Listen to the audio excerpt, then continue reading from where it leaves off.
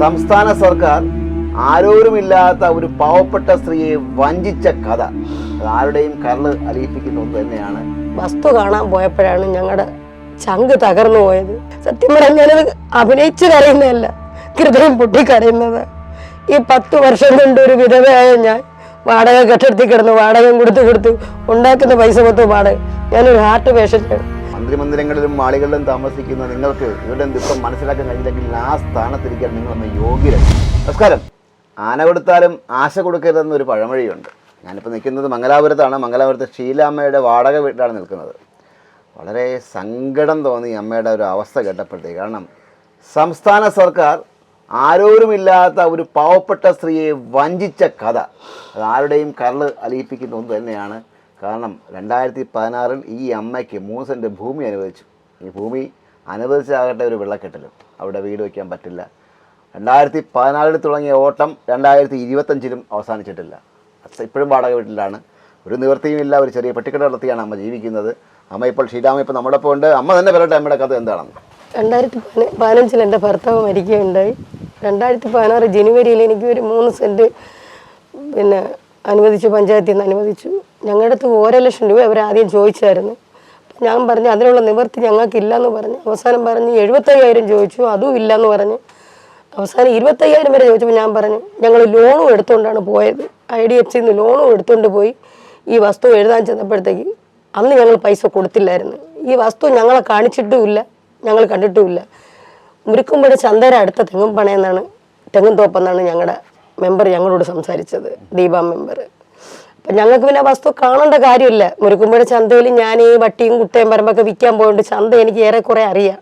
അപ്പം ആ വസ്തു ആണെങ്കിൽ പിന്നെ നമ്മൾ നോക്കേണ്ട കാര്യമില്ലെന്ന് പറഞ്ഞു. അവസാനം അന്ന് വസ്തു എഴുതിയിട്ട് പിറ്റേന്ന് വേറൊരു പെങ്കൊച്ചും കൂടെ വസ്തു എഴുതിയിട്ട് ഞങ്ങൾ വസ്തു കാണാൻ പോയപ്പോഴാണ് ഞങ്ങളുടെ ചങ്ക് തകർന്നു പോയത്. അതായത് ഒരു ഫ്ലോർ ഇങ്ങനെയാണെങ്കിൽ അതിൽ 4 ചാല് വെള്ളക്കെട്ട്. ആ വെള്ളക്കെട്ട് കണ്ടുകൊണ്ട് ഞാൻ അവിടെ നിന്നുകൊണ്ട് നെഞ്ചിൽ കൈവച്ചുകൊണ്ട് നമ്മുടെ മെമ്പറെ വിളിക്കുന്നു, ദീപ മെമ്പറെ ഇതെന്തൊരു വേല കഴിച്ച് ഈ വസ്തു വേണം മുരുക്കുമ്പഴ ചന്തര എവിടെ എന്ന് പറഞ്ഞു. അത് ഞാൻ വാട്ടർ അതോറിറ്റി ഇരിക്കുകയാണ് ഷീല, ഞാൻ അങ്ങോട്ട് വരട്ടെന്ന് പറഞ്ഞു. ഞങ്ങൾ അത്രയും നേരം അവിടെ വെയിറ്റ് ചെയ്ത് മെമ്പർ അവിടെ വന്നു. ദീപ മെമ്പർ വന്നിട്ട് ദീപ സുരേഷ് അവിടെ വന്നിട്ട് വസ്തു കണ്ടിട്ട് അവിടെ നിന്നുകൊണ്ട് ഷാനവാസ് മെമ്പറെ വിളിക്കുന്നു.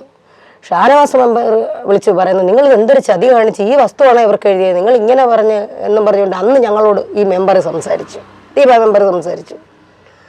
അത് കഴിഞ്ഞ് 1 വർഷത്തോളം ഞങ്ങൾക്ക് രണ്ടാമത് ആ വസ്തു അവർ ഏറ്റെടുത്തിട്ട് വേറെ വസ്തു തരാമെന്ന് കണ്ട് 1 വർഷം 2 വർഷം വരെ ഞങ്ങളെ ചുമ്മാ പഞ്ചായത്തിൽ കയറി ഇറക്കി നടത്തിച്ച്.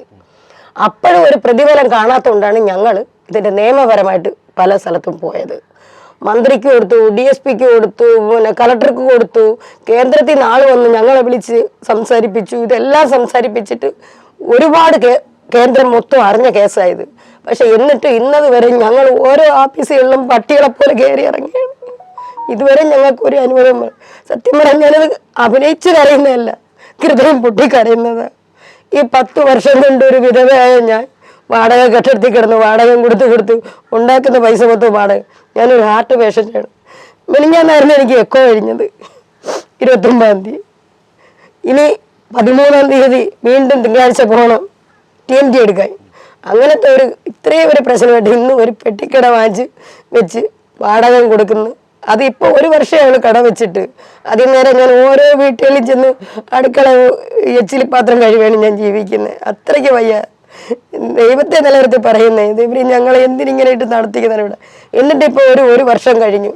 MP രാജേഷ് മന്ത്രിയെ ഞാൻ പോയി കണ്ടായിരുന്നു അദാലത്ത് പരിപാടി കണ്ട് എത്രയോ ചാനലുകാർ വന്ന് എല്ലാ ചാനൽ വഴിയും കൊടുത്ത് 3 എൻ്റെ കത്തുണ്ട്, ആ കത്ത് ഇവിടെ ഇരിപ്പുണ്ട്. 3 മാസത്തിനകത്ത് വെച്ച് എനിക്ക് വസ്തു തരണം. അതായത് പഞ്ചായത്തുകാർ തരണം. കാര്യം 1 വർഷം കൊണ്ട് ഞങ്ങൾ നടത്തിക്കുന്ന അവരല്ലേ ഞങ്ങൾക്ക് ഇത്രയും നഷ്ടമാക്കി. ഇപ്പം അവർ പറയണത് 3 ലക്ഷം രൂപയ്ക്ക് 3 സെന്റ് എവിടെയെങ്കിലും പോയി ഞങ്ങളെ നോക്കാൻ. ഞങ്ങൾ നോക്കി ഒരു സമയം ഈ മന്ത്രി പറഞ്ഞ ശേഷം ഞങ്ങൾ പോയി നോക്കി. അങ്ങ് പോത്തങ്കോട് വന്ന റൂട്ട് പോയി പറഞ്ഞപ്പോഴത്തേക്ക് പറഞ്ഞ് അന്ന് 1.5 ലക്ഷം രൂപയേ ഉള്ളൂ, ബാക്കി അവരെ ഇല്ലെന്ന് പറഞ്ഞു. പഞ്ചായത്തിൽ തരൂലെന്ന് പറഞ്ഞു. 1.5 ലക്ഷം രൂപയുടെ വസ്തു അതെ അവര് 3 സെന്റ് 1.5 ലക്ഷം 3 സെന്റ് 1.5 ലക്ഷം. അപ്പൊ അത് പറഞ്ഞ് അതങ്ങ് ക്യാൻസലായി. ആ വസ്തു അവർ വേറെ വിൽക്കുകയും ചെയ്ത്. ഇപ്പൊ അവർ ഈ ഇടയ്ക്ക് വെച്ച് പറയുന്നു 3 ലക്ഷം രൂപ വരെ 3 സെന്റ് നോക്കാൻ. ഞങ്ങൾ നോക്കാൻ സ്ഥലങ്ങളില്ല. എന്നിട്ട് എന്നെ മന്ത്രി പറഞ്ഞത് പണ്ടത്തെ ചതി പറ്റല്, ഇപ്പൊ നിങ്ങൾക്ക് വസ്തു തരുന്ന സമയത്ത് നിങ്ങൾ കണ്ട് ബോധ്യപ്പെട്ടേ നിങ്ങൾക്ക് വാങ്ങിക്കാവുള്ളെന്ന് പറഞ്ഞു. ഞങ്ങൾക്ക് എവര് തരുന്ന 3 സെന്റിൽ 3 ലക്ഷം രൂപയിൽ ഞങ്ങൾ എവിടെ ചെന്ന് 3 സെന്റ് നോക്കാം? അന്ന് തൊട്ട് ഇന്ന് ദൂരം ഇപ്പൊ ഞാൻ പഞ്ചായത്തിൽ നമ്മൾ ചെന്നാൽ അവരൊന്നും നമ്മളെ മൈൻഡ് പോലും ചെയ്യത്തില്ല. ഇപ്പൊ ഞാൻ മംഗലാപുരം പഞ്ചായത്ത് കയറിയിട്ട് ഏതാണ്ട് 6 മാസത്തിൽ കൂടുതലായി. ഞാൻ പോകത്തില്ല. എന്തിനു പോകുന്നു? എന്നിട്ട് ഞാൻ കഴിഞ്ഞ ആഴ്ചയും പോയി മന്ത്രിയുടെ ഓഫീസിൽ. അപ്പോഴന്ന് അവർ നിയമസഭയിൽ പോയി. പിന്നെ അന്ന് കാണാൻ പറ്റിയില്ല. ഒന്നും കൂടെ ചെല്ലാൻ പറഞ്ഞ് നമ്മൾ പോണതല്ലാതെ ഇന്നത് വരെ ഒരു ഉപകാരമില്ല. 3 മാസം ഒന്ന് മന്ത്രി പറഞ്ഞിട്ട് ഇപ്പം ഏതാണ്ട് 1 വർഷം കഴിഞ്ഞ്. ഇപ്പൊ ഈ കഴിഞ്ഞ അദാലത്തിൽ ഞാൻ കൊണ്ട് കൊടുത്ത് അന്ന് 3 മാസത്തിനകത്ത് വെച്ചെങ്കിൽ വസ്തു തരണം നമ്മൾ കർശനമായിട്ട് പറഞ്ഞ്. ഒരു കത്ത് എനിക്കും തന്നു, ഒരു കത്ത് മംഗലാപുരം പഞ്ചായത്തിൽ സെക്രട്ടറിക്കും കൊടുത്ത് അദാലത്തിൽ വന്നപ്പോൾ. അന്ന് തന്നെ ഇന്നത് വരെ അതിനൊരിത് ഉണ്ടായിട്ടില്ല. നമ്മൾ അതിനുശേഷം ഈ കയറി ഇറങ്ങുന്ന തന്നെ മിച്ചം. അതിനുശേഷം തന്നെ ഒരു 5 പ്രാവശ്യം ഇപ്പം മന്ത്രിയുടെ ഓഫീസിൽ പോയിട്ടുണ്ട്. ഇതുവരെ ഒന്നും നടന്നിട്ടില്ല. അന്നോട്ട് ഇന്നത് വരെയും പാടാക്കി. ചിലർ പറയും ആമക്കളുണ്ട്. മൂത്ത മോന് 3 ആക്സിഡന്റ് പറ്റി. അവന് ഒരു ദിവസം ജോലിക്ക് പോയാൽ 5 ദിവസം വീട്ടിൽ കിടക്കേണ്ട ഒരു ഗതികേടാണ്. ഭർത്താവ് മരിച്ചിട്ട് 10 വർഷമായി. ഒരു 25,000 രൂപ പ്രായം കുറഞ്ഞ ആളുകൾ മരിക്കുന്നവരുണ്ട്. ഇന്ന ദൂരം താലൂക്കിന് അതുപോലും തന്നിട്ടില്ല. ഞാൻ അന്നും കയറി ഇറങ്ങി. ഇപ്പം ഞാൻ പോകുന്നില്ല. സർക്കാരെ ജനങ്ങളെ ഇങ്ങനെ പറ്റിക്കരുത്. ഈ അമ്മയുടെ കണ്ണീരൊക്കെ വീണ് കഴിഞ്ഞാൽ നിങ്ങൾക്ക് ദഹിച്ചു പോകും. മന്ത്രിമന്ദിരങ്ങളിലും മാളികളിലും താമസിക്കുന്ന നിങ്ങൾക്ക് ഇവരുടെ ദുഃഖം മനസ്സിലാക്കാൻ കഴിഞ്ഞില്ലെങ്കിൽ ആ സ്ഥാനത്തിരിക്കാൻ നിങ്ങളൊന്ന് യോഗ്യരല്ല. ഇത്രയൊരു സങ്കടമുണ്ട്. ഈ കേട്ടുകൊണ്ട് നിൽക്കുന്ന എൻ്റെ കണ്ണിന് നിറഞ്ഞു പോകുന്നൊരവസ്ഥയാണ്. ഇത്രയും ഭീകരമായ അവസ്ഥയിൽ കൂടി കടന്നു പോകുന്ന ഒരു അമ്മ, നിങ്ങൾക്ക് സങ്കല്പിക്കാനാകുമോ? അത് കണ്ണുണ്ടെങ്കിൽ, മനസ്സുണ്ടെങ്കിൽ, ഹൃദയമെന്നൊരു സാധനം ഉണ്ടെങ്കിൽ ദയവ് ചെയ്ത് ഈ അമ്മയെ സഹായിക്കുക. ബിസിനസ്സിനുവേണ്ടി ക്യാമറമാൻ അനീഷ് മംഗലാപുരത്തിനൊപ്പം ശ്രീജിത്ത് മാരാർ സൈനിങ് ഓഫ്.